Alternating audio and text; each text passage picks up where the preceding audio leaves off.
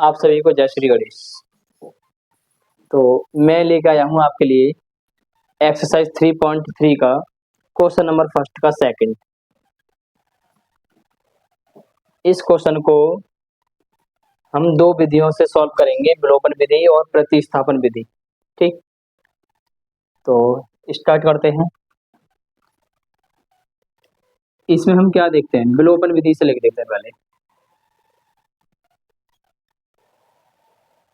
विलोपन विधि से, ठीक है ना। तो विलोपन विधि से करने के लिए हमें एक्स या वाई वाला पद गायब, मतलब कि ब्लॉक करना पड़ता है।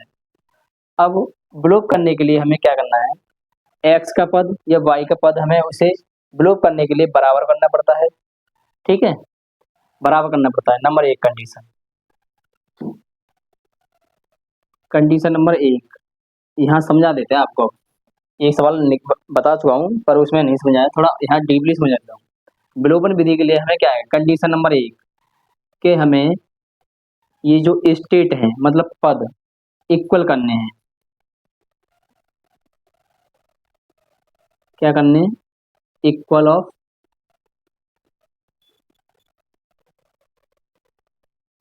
स्टेट, पदों को, हाँ,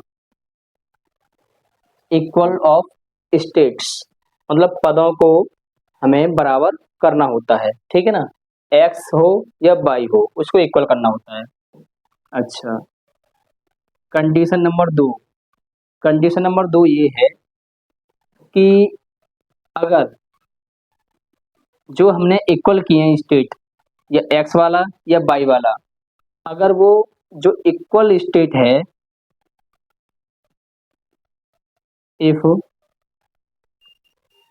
इक्वल स्टेट,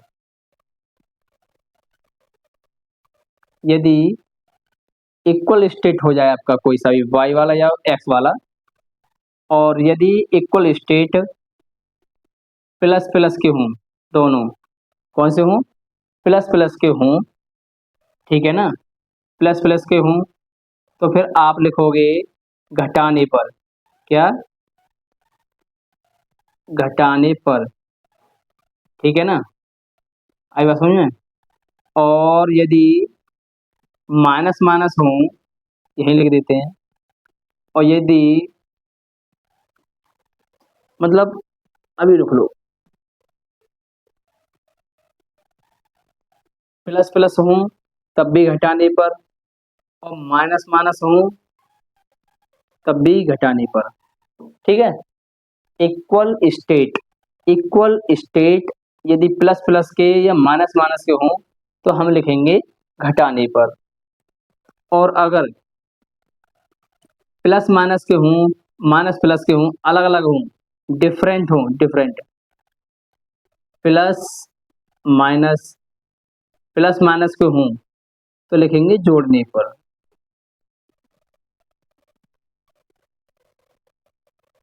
ये बच्चों याद रखना, ठीक है। ये विलोपन विधि का पूरा तोड़ है, इससे ज्यादा विलोपन विधि कुछ खास नहीं है। ठीक है ना, कैसे, स्टेप नंबर वन, तो हमें स्टेट को इक्वल करना है। तो बाई वाले पद को मैं इक्वल करूंगा तो इसमें दो का गुणा करूंगा, तो इसमें दो को गुणा करने के साथ साथ मैं उस पूरे समीकरण में दो का गुणा करूंगा। समीकरण नंबर दो में दो का गुणा करके, तो देखो इसमें मैं दो का गुणा कर दूंगा तो बाई वाला पद इक्वल हो गया। अब ये देखो ये प्लस माइनस के है ना, तो मैंने कहा प्लस माइनस के आ जाएं तो आप लिखोगे जोड़ने पर। क्या लिखोगे, जोड़ने पर, जोड़ने पर, तो ये हो जाएगा आपका 3x plus 4y equal to 10, और ये होगा दो दूनी चार माइनस दो दूनी चार इजकल टू दो दूनी चार। तो ये जोड़ने पर है, तो आपको बता दें जोड़ने पर नीचे वाले समीकरण के चिन्ह चेंज नहीं करते हैं। ठीक है, नीचे वाले समीकरण के चिन्ह चेंज नहीं करते हैं, जोड़ने पर, घटाने पर नीचे वाले समीकरण के चिन्ह चेंज करते हैं। ठीक, हाँ जी। तो अब क्या करना है, तो 3x और 4x कितने हो जाएंगे हमारे, 7x, और ये कितने हो जाएंगे हमारे, 14। तो 7 एकम 7 और 7 दूनी 14। ठीक है, तो x बराबर हमारा आ जाएगा 2। अब मैं इसे, चाहे तुम्हारी मर्जी है, पहले में रखो चाहे दूसरे में रखो, कोई दिक्कत नहीं है। ठीक है, हाँ, x का मान पहले में रखो दूसरे में रखो, कोई दिक्कत नहीं है। मैं पहले में रखता हूँ, मेरी मर्जी है। ये 3 into 2 plus 4y equal to 10, 2 तिया 6 प्लस 4y इजकल टू 10, और ये 4y इजकल टू 10, और ये 6 जो है इधर आ जाएगी माइनस की, तो ये मिलेगा y इजकल टू 10 में से 6 जाएंगे तो 4, और डिवाइड बाई 4, 4 से 4 डिवाइड हो जाएगा, 4 से 4 डिवाइड हो जाएगा, तो 4 वन जा 4, 4 वन जा 4। तो आपको बता दें, ठीक है,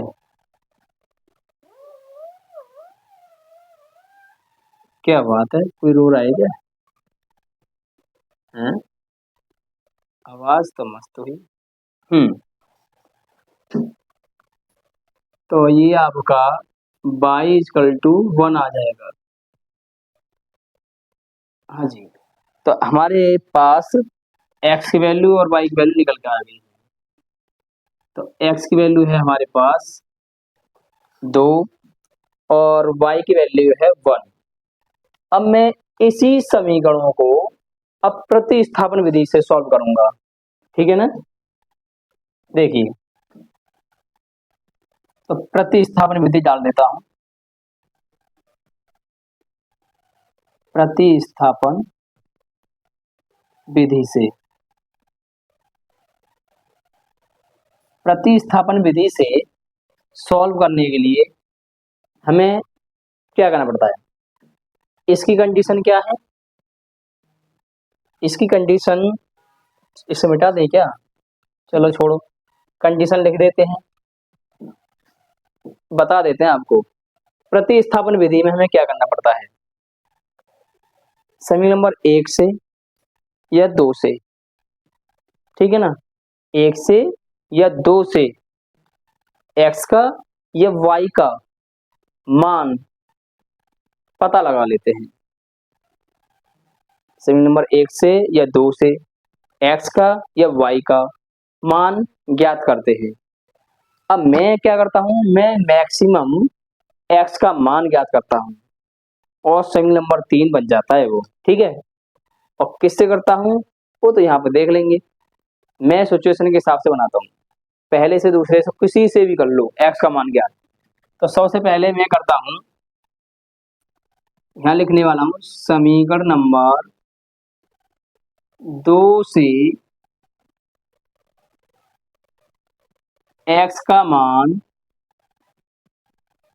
समीकरण नंबर 2 से, समीकरण नंबर 2 से तुम चाहो तो 1 से ज्ञात कर सकते हो, कोई दिक्कत नहीं, आंसर गलत नहीं आने वाला है। समीकरण नंबर 2 से x का मान समीकरण नंबर 1 में रखने पर, ठीक है, ये प्रतिस्थापन विधि का बस छोटा सा स्टेटमेंट है, इसे मत भूलना। भूल गए तो क्या करना है, अगर गलती से यहाँ 1 लिख गया तो यहाँ 2 लिख देना, और यहाँ अगर 2 लिख गया तो यहाँ 1 लिख देना, बस। और यहाँ तुम कोई दिक्कत नहीं, x का मान ही निकाल लो, कोई दिक्कत नहीं, ठीक है ना। अगर आप यहाँ x की जगह y लिख देते हो तो आपको एक पट्टी की तरफ, एक मतलब LHS की तरफ y रहना का, बाद बाकी मैटर RHS की तरफ। ठीक है, कैसे देखिएगा, समीकरण नंबर 2 से, 2 क्या है हमारे पास, 2x minus 2y equal to 2। Okay, तो क्या करने का है मुझे, तो 2x तो यही रहेगा, तो माइनस का 2y 2 की तरफ पहुंच जाएगा, तो 2x इजकल टू माइनस का जो 2y है ये इस 2 की तरफ जाएगा, तो 2 प्लस 2y। ओके, हो गया। अब यहां से आप थोड़ा देखोगे 2 कॉमन आ रहा है ना, तो 2 कॉमन ले लेंगे और ये 1 प्लस 2 से 2 1 टाइम्स, फिर 2 से 2 1 टाइम्स, ये y बचेगा। 2 से ये 2 कैंसिल हो जाता है, तो हमारा x का मान निकल के आएगा 1 प्लस y। इसका ना हम इसको दे देते हैं समीकरण नंबर 3 का मान। ये प्रतिस्थापन विधि का दूसरा एक स्टेटमेंट है। कौन सा? कि प्रतिस्थापन विधि से अगर आप इन समीकरणों को सॉल्व कर रहे हो तो 100% आपका समीकरण नंबर 3 बनेगा। ठीक है ना? हाँ जी, आगे बताते जाएंगे। अब ये मान मैंने बताया कि एक में रखो, एक ये रहा, ठीक है ना? तो देखिएगा 3 गुणा x की जगह रखना है आपको 1 plus y plus 4y equal to 10। ठीक है, अब क्या करना है? 3 एकम 3 और ये 3y, हमने 3 का इस दोनों में गुणा कर दिया, प्लस 4y इजकल टू 0। अब क्या करने का है? 3 को इधर 10 की तरफ लेके आओगे, तो 3y और 4y ये हो जाएंगे आपके 7y, और ये 10 माइनस 3, ओके, ये 7y इजकल टू ये 7 बचेगा, ये 7 एकम 7 और 7 एकम 7, तो y इजकल टू ओनली क्या आ जाएगा आपका? 1 आ जाएगा। अब ये यहाँ पर बताते हैं प्रतिस्थापन विधि की कंडीशन। जैसे ही आपका y का मान निकलेगा वो 100% ये है कि आपको समीकरण नंबर 3 में ही रखना है, उन ऊपर वाले इनमें पहले में दूसरे में रखने की कोई जरूरत नहीं है। ठीक है, तो यहाँ आपको प्रतिस्थापन विधि एक रटी हुई विधि होती है। अगर बच्चा रटना चाहे तो रट सकता है, बिल्कुल 100%, बिल्कुल अलग नहीं होने वाला है। वो रट ले, उम्र भर रट ले, जीवन भर रट ले, वो बदले नहीं, आंसर सही उसी से निकलेगा। ठीक है ना? तो मैं इसका मान यहाँ रखता हूँ, स्पेस है तो थोड़ा यहाँ कर देते हैं, x equal to 1 plus y, तो x equal to 1 plus y का मान है 1, तो ये हो जाएगा x इजकल टू 2। ठीक है, और y का मान आ रहा था 1। तो बच्चों आप इन दो समीकरणों को चाहे विलोपन विधि से निकालो, चाहे आप प्रतिस्थापन विधि से निकालो, चाहे आप वज्र गुणन विधि से निकालो, क्रॉस मल्टीप्लाई से, आंसर सेम आएंगे।